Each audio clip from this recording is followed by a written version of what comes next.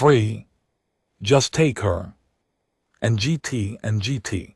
She was chained to a post outside the market gate. A cardboard sign hung around her neck, handwritten in 3 languages. The third one was English. It said, "Free. Just take her." Marcus Chen stopped walking. Every single person in that crowded alien bazaar had walked past her. Not one had stopped. Not one had even slowed down. He was the only human on that station. And apparently, the only one who thought this was a problem. Today, you're getting the full story. You're going to find out why nobody stopped. You're going to find out what she actually was, and why that made every species in that market terrified to go near her.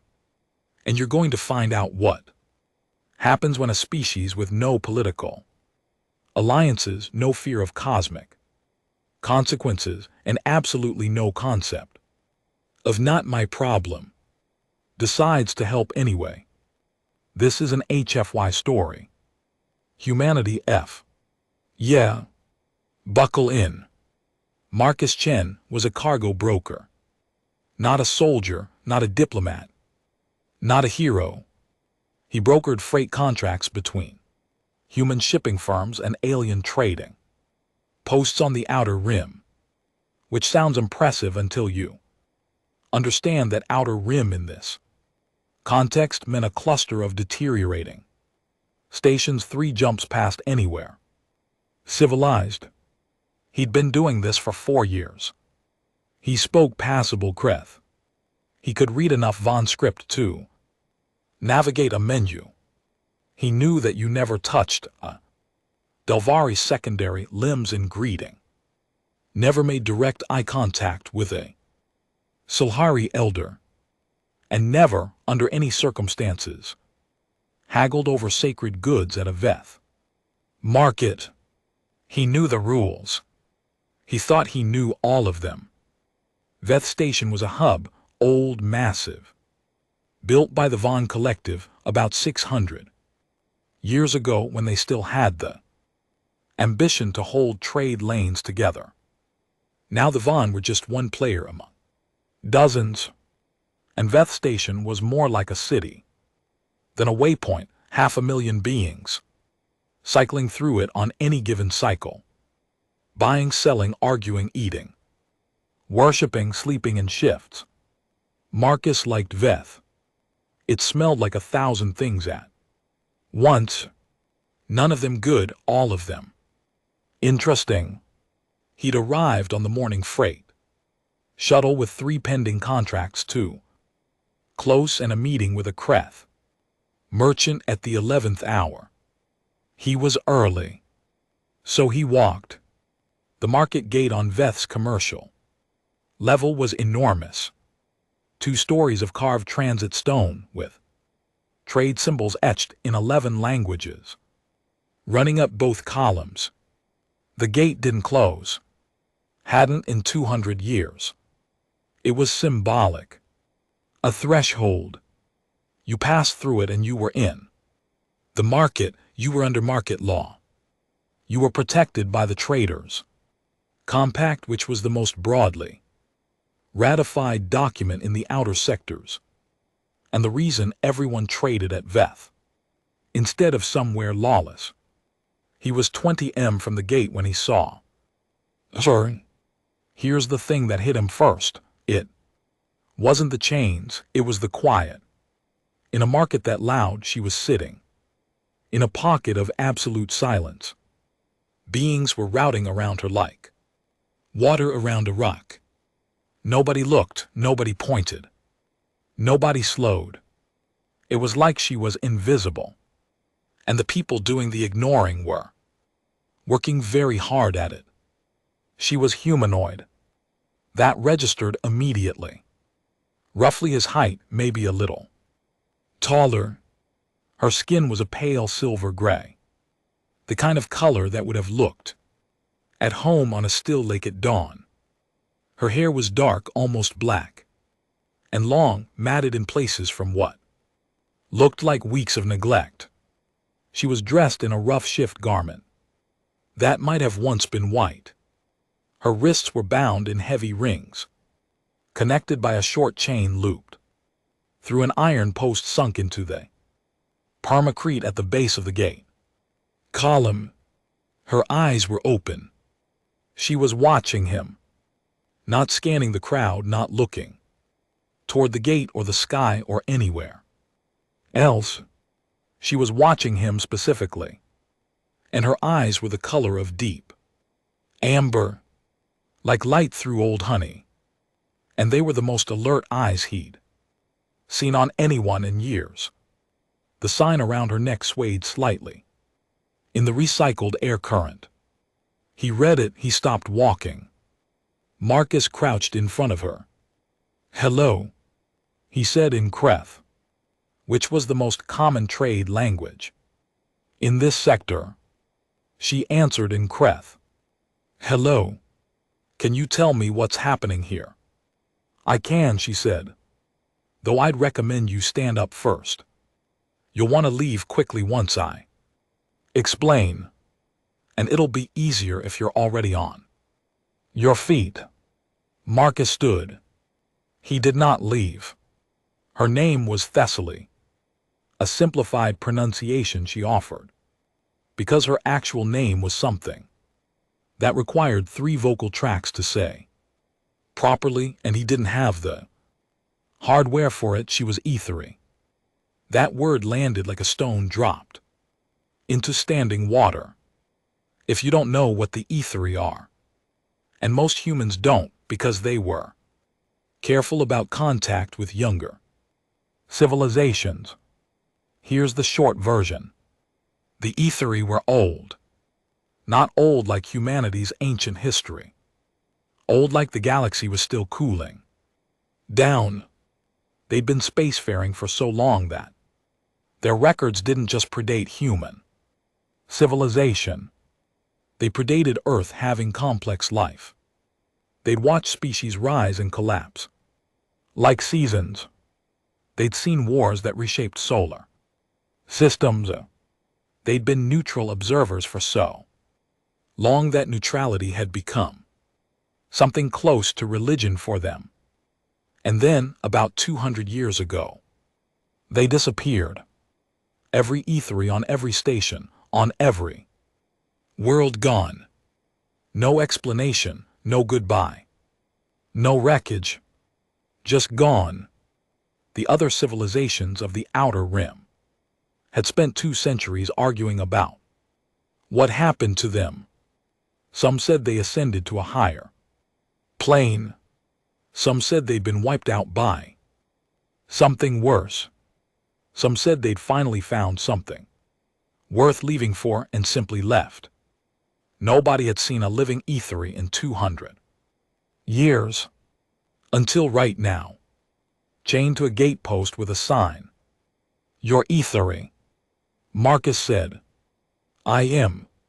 You're supposed to be gone." "I was. And then I was found."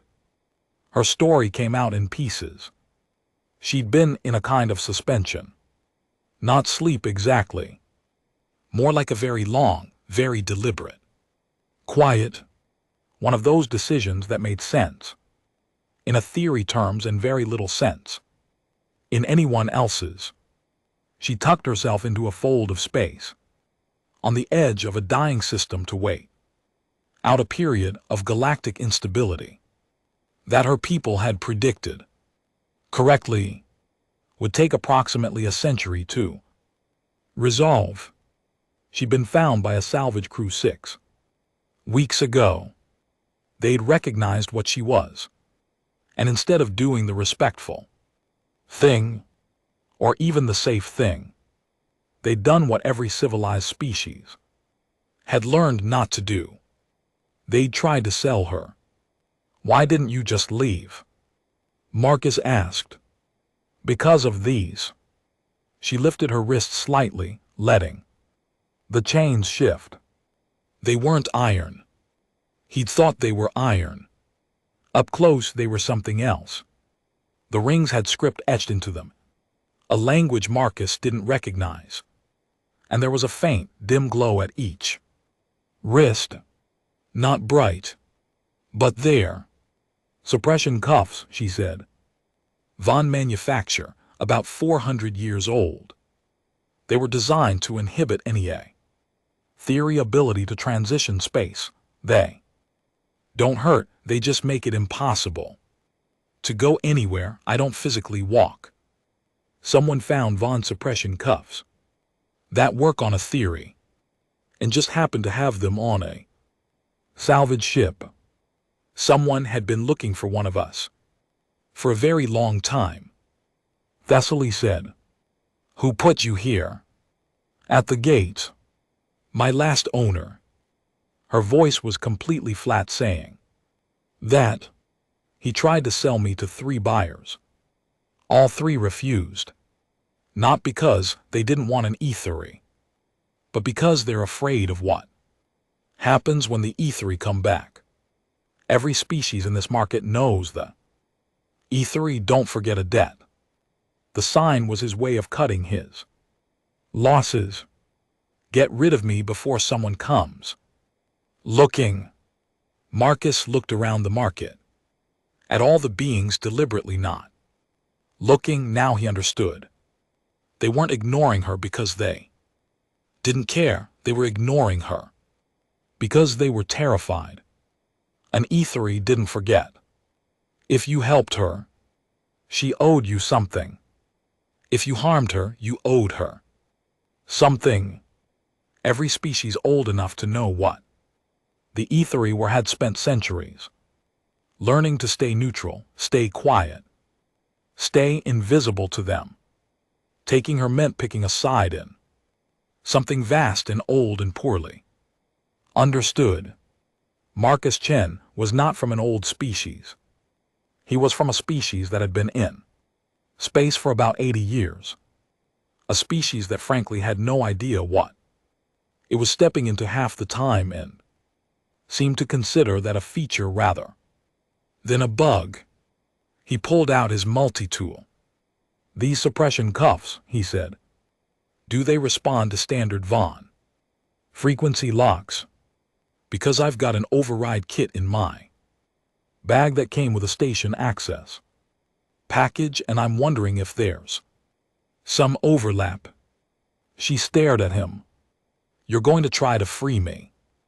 I'm going to try, yeah. You understand what I just told you about E3 memory? Yep. And you're not afraid? I didn't say that. I said I'm going to try anyway. Those are different things. The override kit didn't work. Of course it didn't. Von suppression tech, 400 years old, was built to a standard that modern convenience tools weren't designed to crack. He spent 11 minutes crouched at her wrists, running every frequency combination his kit offered. Nothing. A small crowd had gathered. Not close. 10 back, maybe more. Beings of 6 or 7 different species, standing in loose clusters watching.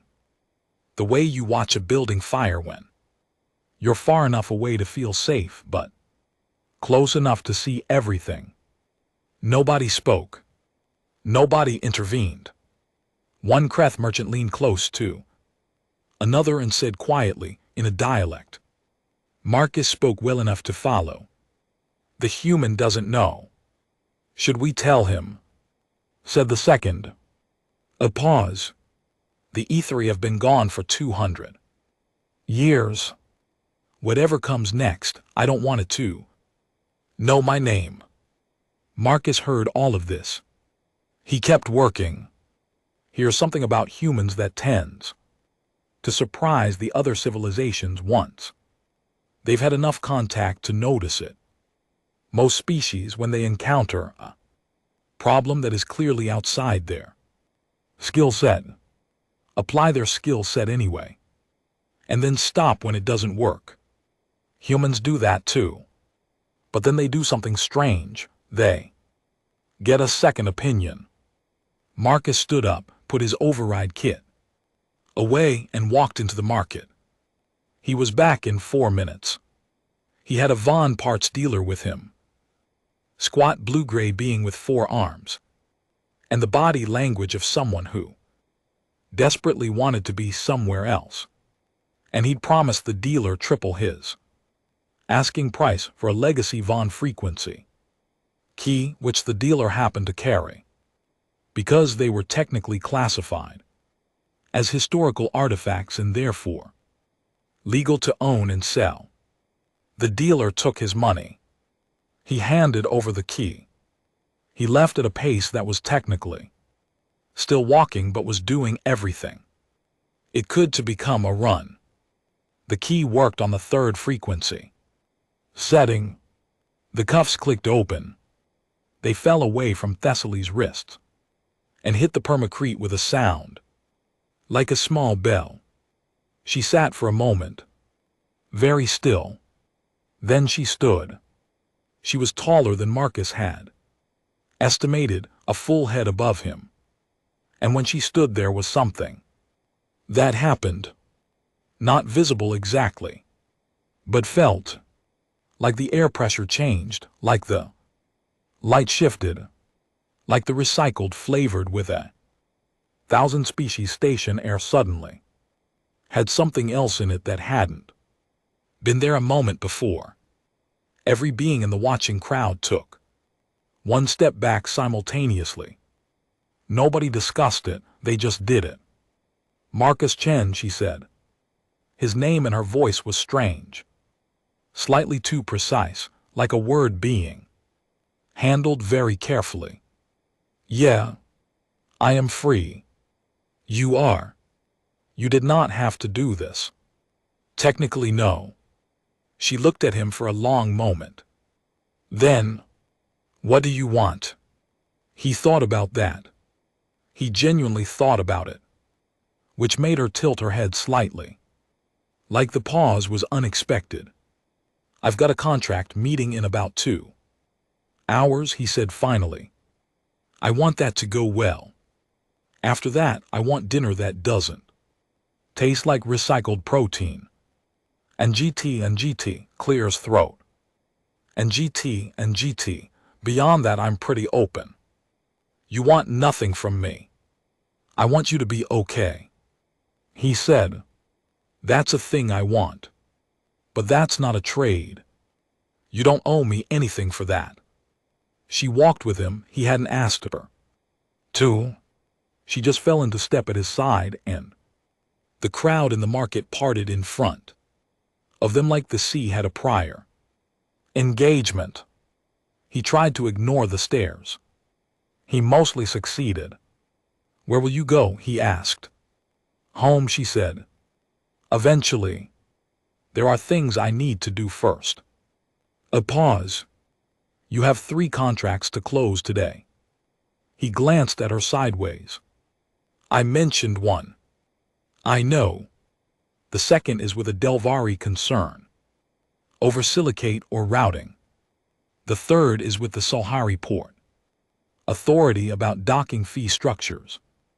Both will fail without intervention.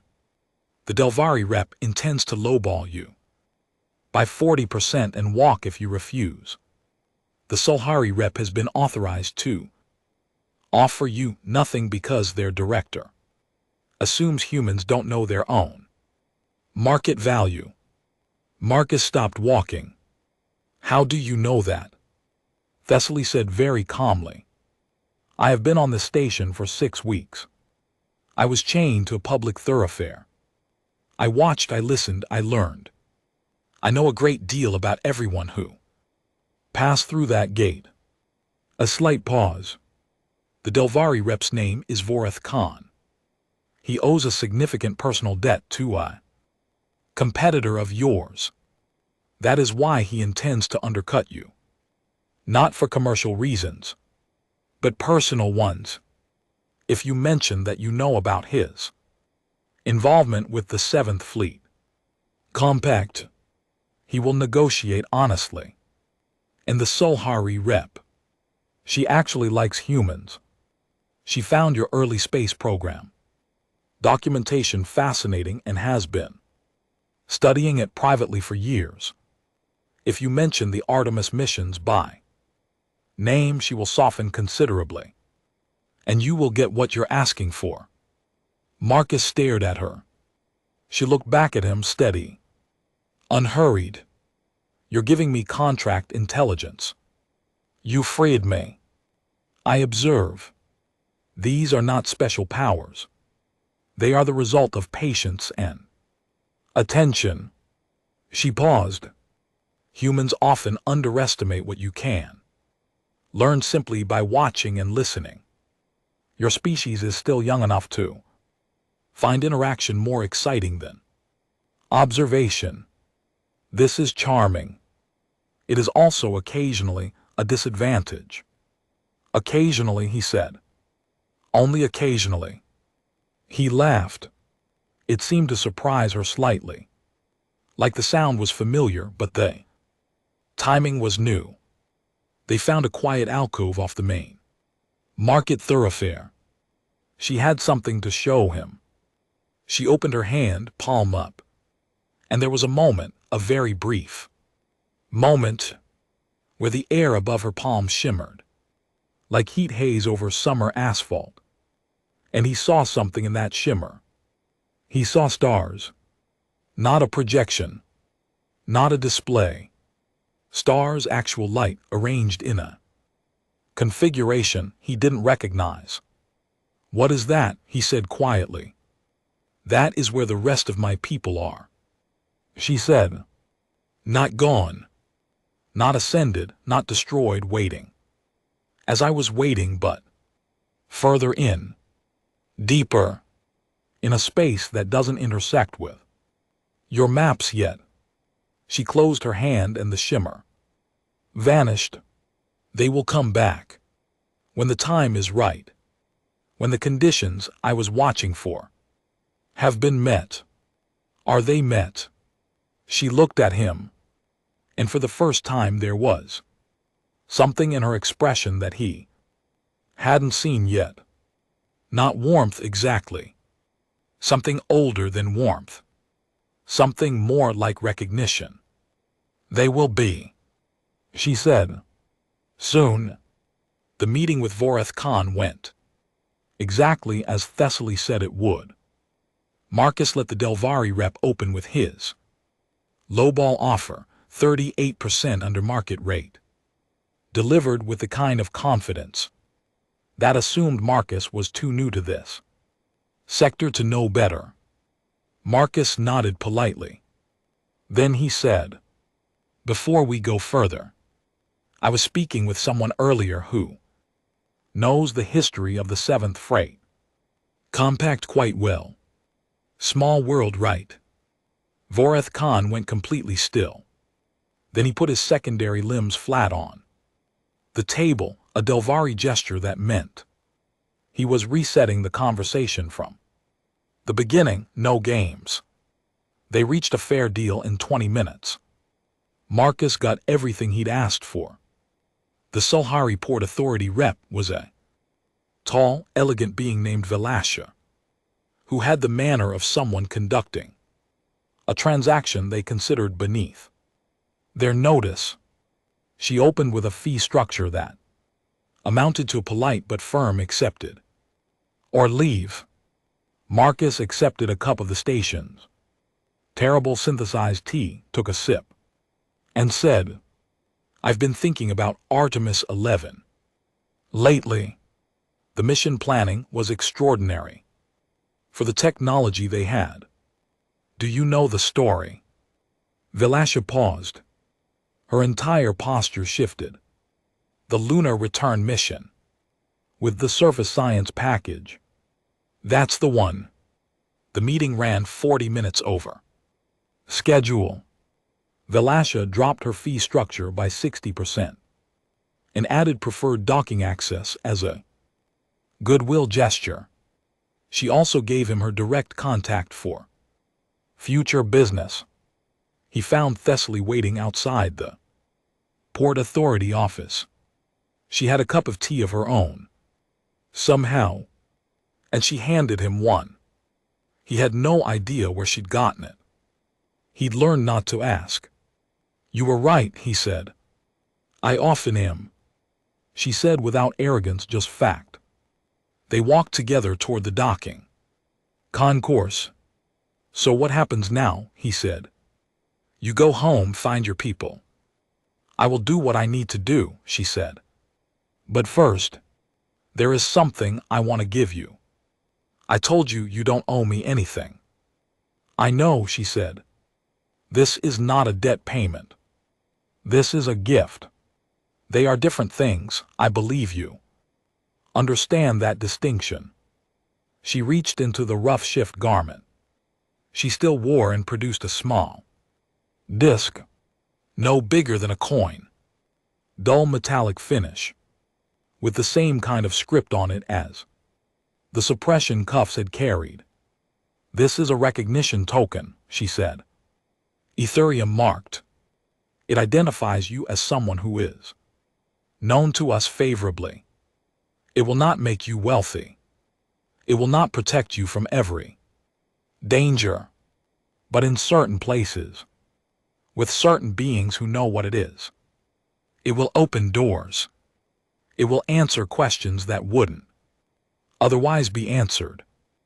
And it will tell anyone who can read it that a human stopped when no one else would. He took it. It was warm. He hadn't expected it to be warm. You said the conditions will be met soon," he said, clear as throat. "Are your people coming back?" "Yes." Is that connected to this? To you being here, to me? To you freeing an ethereal at a market gate?" She smiled. It was the first time he'd seen her smile. It was the kind of smile that suggested she knew at least 7 things he didn't, and found that gently amusing rather than frustrating. "Let me put it this way," she said.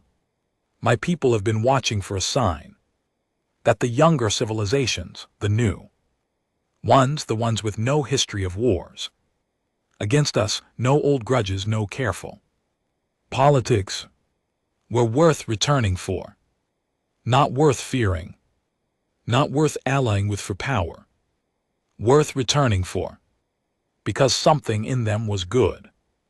She looked at him steadily.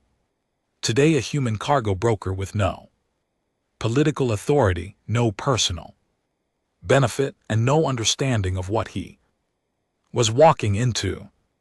Stopped, crouched in front of someone in chains, asked her name, and then got a key. "I just did what seemed obvious," Marcus said. "I know," she said. "That is rather the point." She left from the docking concourse. No ship, no gate. She simply walked into a space between spaces that Marcus couldn't quite track with his eyes. And then wasn't there any more? He stood in the concourse for a minute. Then he put the token in his jacket pocket. Then he went and found dinner that didn't taste like recycled protein. He never saw Thessaly again. Not exactly. But 6 months later, a delegation of beings no one had encountered in 200 years appeared in human-contacted space, and they asked to speak specifically to the representatives of Earth. Not the Kreth Collective, not the Vaughn, not the Solhari Combine. Earth, a species that had been in space for less than a century. A species with no political weight, no ancient alliances, no leverage. The Ethery delegation's first message. Translated, verified, retranslated, then sent up through 17 levels of bureaucracy before anyone knew what to do with it. Was 7 words long. "We know a human. We trust humans." 7 words. And the entire calculus of the outer rim shifted. Not because of a war, not because of a treaty, not because some brilliant diplomat played a perfect game. because one man stopped when nobody else would. And that's what HFY means, honestly. Not humanity with the biggest guns or the strongest fleet or the most advanced tech. Humanity noticing the person chained to the gate. Humanity getting a damn key. If you want more stories like this one, stories where humans don't win because we're the strongest, but because we're the kind of species that stops, hit subscribe. I post these every week and they only get better. Leave a comment with your favorite line from this story. I read every single one. And if you want another one right now, the video that's probably queued up after this one is a story about a human diplomat who accidentally became a war god by following basic conflict resolution training. You're going to love it. See you in the next one.